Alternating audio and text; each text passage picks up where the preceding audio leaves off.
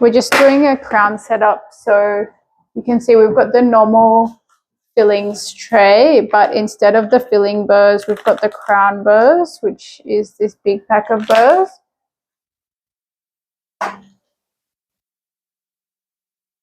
Okay. And then we've got Isodry. I've just got out a medium, but it depends on the size of the patient. And that goes over here. And then as for all patients, they will need numbing. I think this is...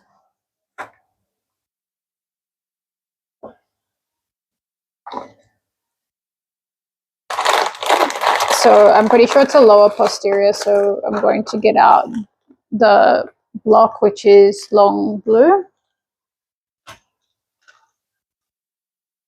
If you're not sure, then you can just get out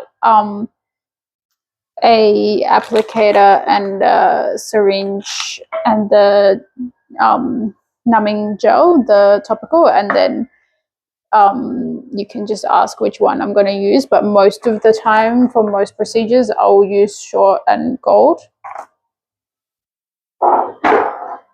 Okay, then we've just got a tissue inside a cup.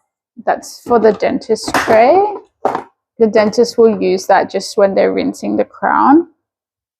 And then the porcelain etch also for the dentist side, and also normal etch because it's a same day crown. If so this setup is usually for the crown insert for Emax. Okay, and bond. Okay.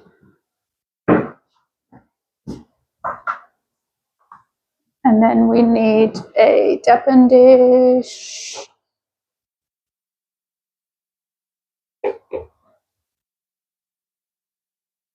And I might just get out. I normally use EverX Flow if I'm doing a core for the crown. Not sure if it needs a core or not, so I'll just get it out. Anytime you're using bond, you need micro brushes. When we're inserting the crown, we'll normally use about like 4 or 5, just to wipe off the excess cement as well. We also need articulating paper. With the micro brushes, always bend it 45 degrees before you give it to the dentist.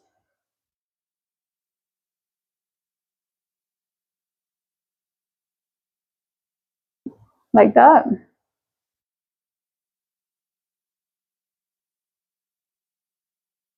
Okay, normally if we're just doing a crown prep, then we'll get out the temporary crown material and the temporary crown cement. But because we are going to cement it in, then I'm going to use the permanent cement, which is, so here I have NX3 dual cure resin cement, but when the NX3 runs out, then I'm going to use GSM1 translucent. And then you just get a tip for it as well, but don't change the tip until the patient is here.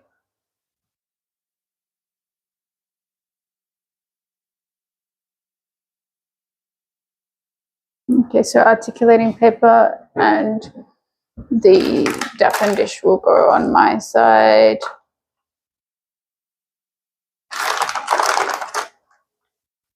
Yeah, and we've got floss there. Usually when I'm doing a crown, I also want to tie the floss. So I tie sort of a triple knot. So you loop it and put it through 3 times. Like that, and just tie a knot, and that helps to get out the excess cement. That's only for when we're doing a crown though. Okay.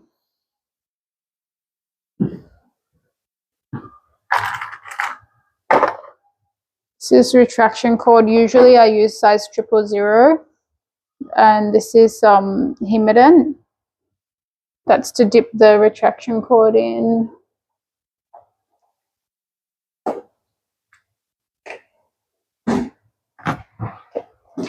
So if it's a molar, you will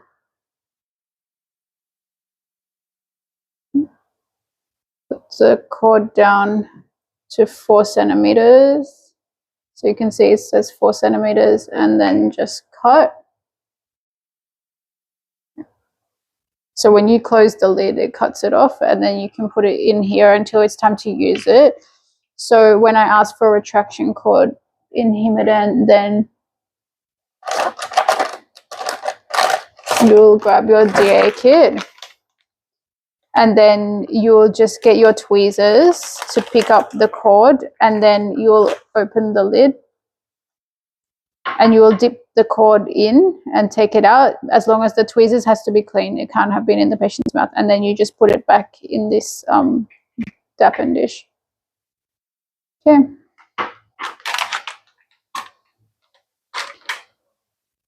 I usually try to set up the napkin in order of what we will use it. And just put these on the side.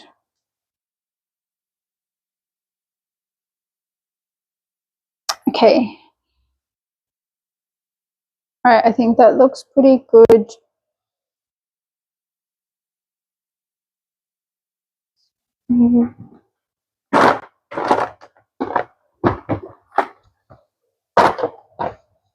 Even if we're doing a, oh yeah, we need this for the retraction cord as well. So that's the cord packer and the scissors. Now, even though we're doing a same-day crown, I'm still going to take a putty key of the tooth, which is like a little impression of their tooth, so that if I do need to send it to the lab or something, then I can make a temporary crown if I need to. But I probably won't be making a temporary crown tomorrow, but it's good to just have it if you need it.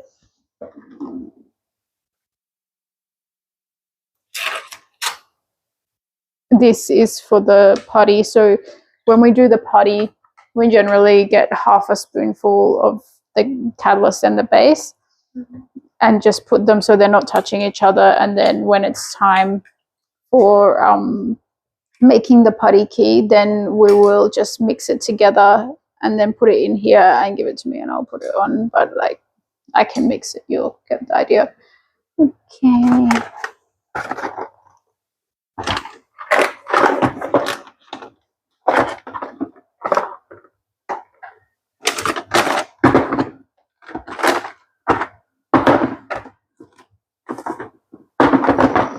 The Vaseline is for sometimes if you're making a temporary crown, when you make the temporary crown, it gets stuck to the tooth. So you can put this,